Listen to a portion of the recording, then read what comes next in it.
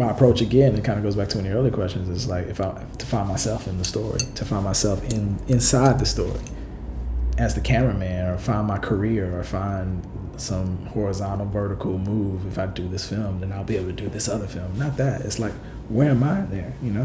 Who am I in this story? You know, I have to say, the films where I wasn't clear on that, you might not see my voice as much. But that one for me it made sense, because it had all the building blocks. It was actually speaking to me where I was at that moment, you know, as a parent.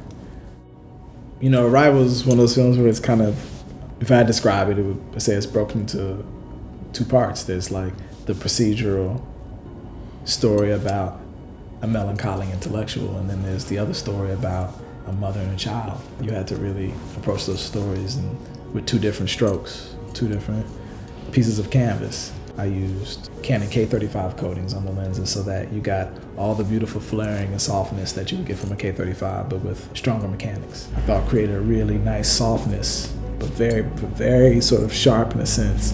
And then we shot at a 1.9, because the lenses open up to a 1.9. Certain sharpness to it that I felt like the more procedural parts of the film needed for the sort of flashbacks or flash forwards, or the sort of breaking of time with Louise and her daughter. And we shot all that stuff, all handheld, on a 35mm at a 1.3. Just felt more like portraits.